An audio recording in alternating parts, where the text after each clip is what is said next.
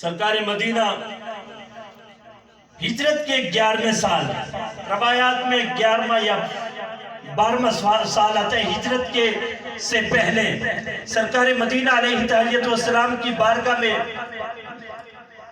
نبوت کے اعلان کے 11ویں یا 12ویں سال ایک صحابی حاضر ہوئے، بوڑھا شخص تھا، 70 سال عمر تھی، سفید ریش تھے۔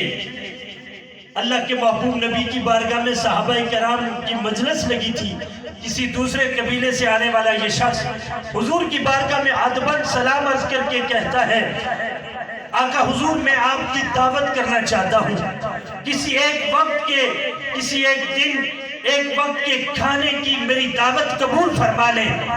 اللہ کے محبوب نبی نے 3 سوال اس سے پوچھے، دعوت قبول کرنے سے پہلے آپ نے 3 سوال اس صحابی سے پوچھے، فرمایا تیری عمر کتنی ہے؟ وہ حاجی صاحب قبلہ سفید ریش شخصیت ہمارے پاس موجود ہیں، میں اگر ان سے سوال کروں آپ کی عمر کتنی ہے، ظاہر ہے وہ کہیں گے میرے 70 75 80 سال، میں مطمئن ہو جاؤں گا، لیکن اگر وہ کہیں میری عمر 10 سال ہے تو میں تردد میں پڑ جاؤں گا۔ جب اللہ کے محبوب نبی نے ارشاد فرمایا تمہاری عمر کتنی ہے، وہ 70 سال کا بوڑھا بولا تو عرض کی محبوب میری عمر 10 سال ہے۔ میرے محبوب کریم نے یہاں بحث نہیں فرمائی، آپ نے کوئی توقف فرماتے ہوئے دوسرا سوال پوچھ لیا، آپ نے یہ بحث نہیں کی کہ تم تو 10 سال میں تمہارے بال کیسے سفید ہوگے، تم سے 70 75 سال کے بوڑھے شخص لگتے ہو۔ محبوب دو عالم دلوں کے راز جاننے والے عمر بھی جانتے تھے لیکن راز بھی جانتے تھے، اس راز کی بنیاد پر میرا دیوانہ اپنی عمر 10 سال بتا رہا ہے۔ اللہ کے محبوب نبی نے توقف فرماتے ہوئے ارشاد فرمایا تمہارے پاس مال کتنا ہے؟ عرب میں اس وقت مال مویشی کو تصور کیا جاتا تھا، جانور کو، گھوڑے، اونٹ، بھیڑ بکریاں، ان کو مال تصور کیا جاتا تھا۔ یہ زر پیسہ اس وقت نہ تھا۔ وہ عرب کے رہنے والا شخص بولا، عرض کرنے لگا حضور میرے پاس 3 بکریاں ہیں۔ حالانکہ وہ سینکڑوں بکریوں کا مالک شخص تھا، لیکن اس نے کہا میرے پاس 3 بکریاں ہیں۔ تو اللہ کے محبوب نبی نے اس سوال پر بھی بحث نہ فرمائی، یہ جانتے ہوئے کہ سینکڑوں بکریوں کا مالک شخص ہے۔ اللہ کے محبوب نبی نے تیسرا سوال کیا، فرمایا تیرے بیٹے کتنے ہیں، اولاد کتنی ہے؟ 6 بیٹے تھے۔ کہنے لگا محبوب میرا ایک ہی بیٹا ہے۔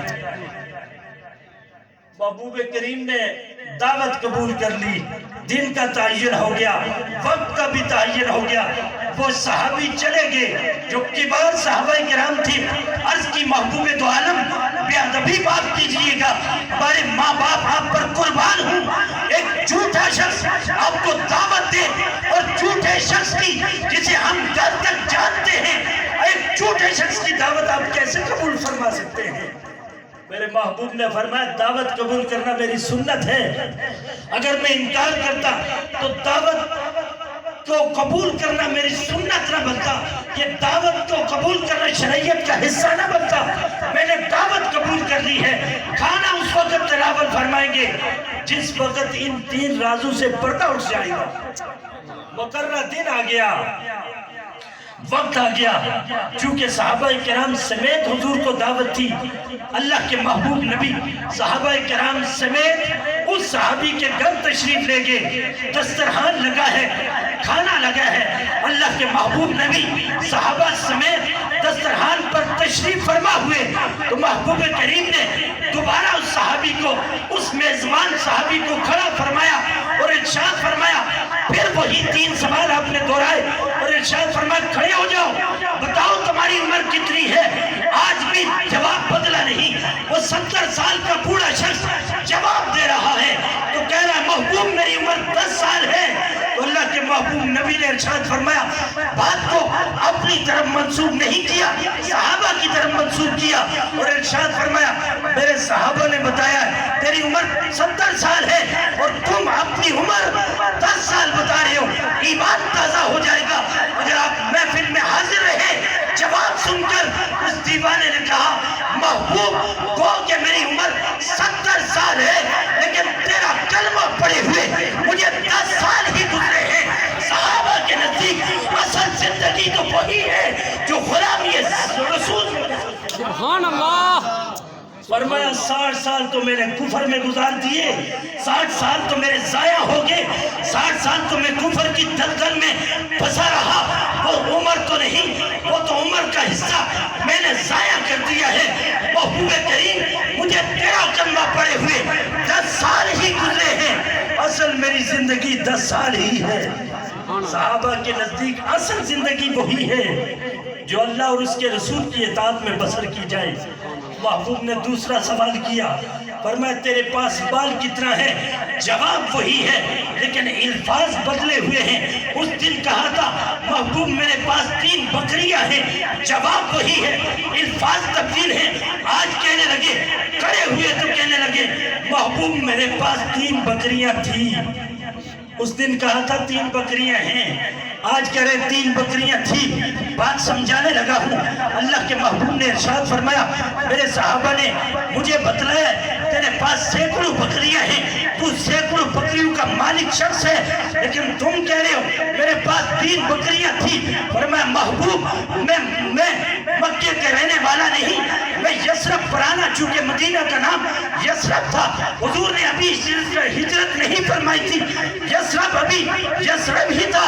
اس نے کہا میں یثرب کا تاجر ہوں، مکے میں تجارت کی غرض سے آیا تھا، تیرا چہرہ بدخوات دیکھا، تجھ پہ بک گیا، میں نے اسلام قبول کر لیا، میں نے یثرب کو چھوڑ کر مکے کو اپنا مسکن بنا لیا ہے۔ میری وہ بکریاں میرے بیٹوں کے پاس آج بھی یثرب میں ہیں، میرے پاس 3 بکریاں تھی، محبوب تھی اس لیے کہہ رہا ہوں۔ اس وقت جب آپ کو دعوت دی تھی تو میں نے کہا تھا میرے پاس 3 بکریاں ہیں، آج کہہ رہا ہوں 3 بکریاں تھی، اس لیے تھی کہ وہ 3 میں نے تیری دعوت کے لیے قربان کر دی ہے۔ صحابہ کے نزدیک مال بھی وہی ہے جو اللہ اور اس کے رسول کی حق میں کی راہ میں خرچ کر دیا جائے، اصل مال صحابہ کے نزدیک وہی ہے۔ فرمایا میرے پاس 3 بکریاں تھی، وہ تیری دعوت پہ صرف کر دی ہیں۔ تیسرا سوال اللہ کے محبوب نبی نے ارشاد فرمایا، سننا بات ختم کر دوں گا۔ اللہ کے محبوب نبی نے ارشاد فرمایا تیری اولاد کتنی ہے، بیٹے کتنے ہیں؟ آج بھی جواب بدلا نہیں۔ عرض کی میں محبوب دو عالم میرا ایک ہی بیٹا ہے۔ فرمایا میرے محبوب کریم نے فرمایا میرے صحابہ نے مجھے بتلایا تیرے 6 بیٹے ہیں اور تم اپنا 1 بیٹا بتلا رہے ہو۔